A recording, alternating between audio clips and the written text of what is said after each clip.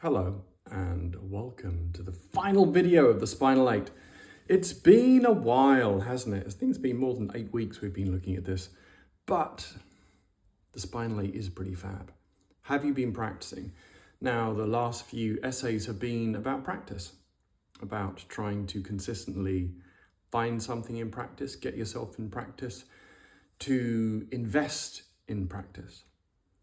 But today, on this video for the public, because there's a slightly different video, well, there's a very different video coming for those who have subscribed. This is just going to have a look at the shape of the video and how it flows. And the idea that we looked at flourishing and flowing a while ago to look at the vinyasa aspect or the connection aspect of it. We're going to have a little look at that. And with that, to see if you can just enjoy the shape of it. Almost as though, a bit like if you've done mantra work or if you've done homework, we've all done homework and you've had to write lines, 100 lines of something. When you reach the halfway or the end, you find a way of staying absorbed in it. And so we can break the Spinal 8 down into a few sections. We can break the Spinal 8 down into the beginning section, as in the thrusting the tortoise forward bend, the back bend, and the forward bend. That's one little section. The twists which follow are the next section. The side bends which zoom past, swim past, is the next section. And the final section, when you bring everything together, is where you've really got to pull your focus. It's almost as though you're writing lines, and the last few lines that you're going to write, you're going to try and make as perfect as possible. So if the teacher, the person marking the lines, looks at the beginning ones and the end ones, it sees they're perfect. Whereas if it looks in the middle, they can be a little bit squiggly. I'm not saying you should be squiggly in the twists or those aspects, but if you can really focus at the beginning and at the end, that means on other days you can then pull out and focus on the twists. In fact, you can actually take these sections and practice them in isolation, which is something we could look at online at some point, because that can actually inform us of lots of other asana or postures that have the same internal response or the same internal landscape. But that's another point entirely. As you can tell, I'm riffing. It's been a day, and so this is going to be a wonderfully open and spontaneous video for you. So let's take a look at the Spinal 8.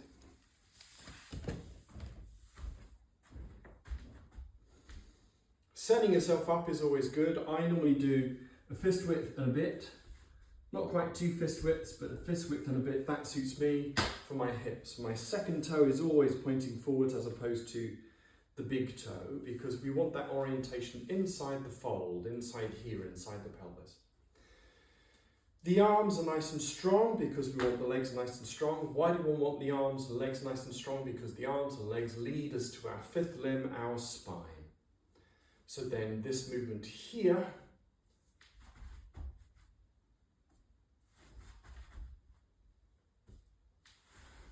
sets us up. So really pay attention to that. Almost as though, I love using ink pens, you've got to make sure the ink is flowing beautifully through the nib when you start. So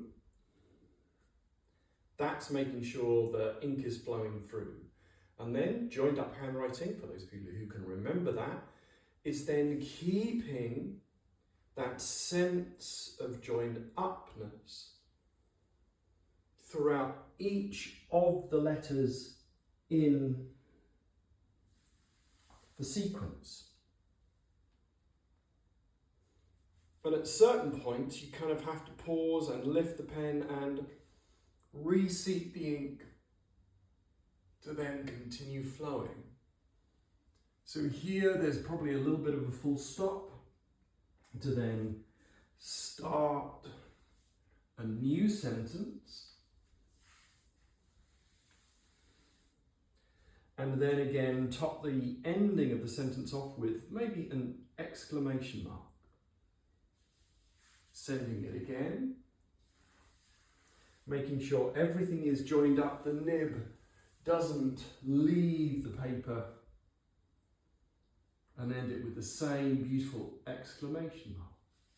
Then here, short ones, but flowing in kind of a calligraphy style, flowing through it. Let me show you that again. It's almost as though they're really beautiful arcs through this, like a signature.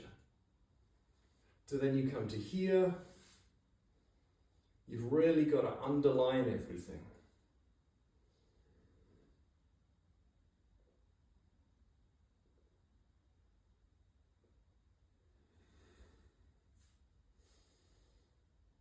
Wow, such a nice sequence. So the spontaneity of this random, well, not random video, it's very specific for you lot, but allowing something to arise in the space meant that me and pens and my love of calligraphy or love of writing pens gave this analogy. So when we look at it from the side, we're going to use the same analogy.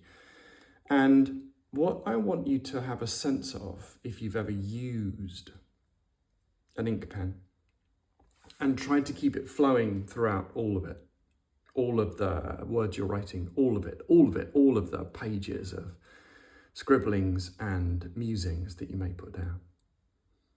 If you haven't tried it, really give it a go, because there's something magical about keeping connection, keeping the nib connected to the page. And so your awareness is basically the ink flowing through the page, the canvas, the paper of your body and the postures, the shapes you're making. Let's have another look.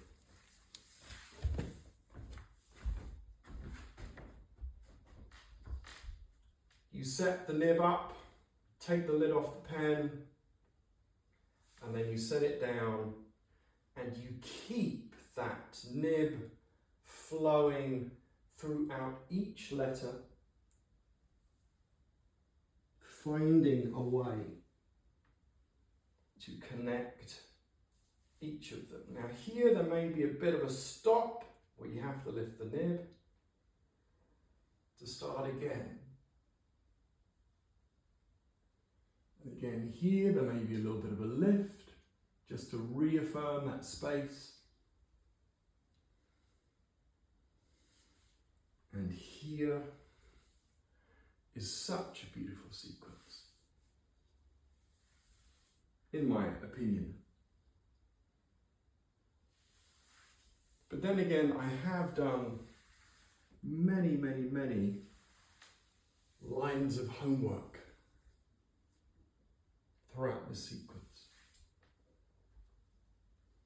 Here, pay attention to those embellishments and really enjoy them as they arc through.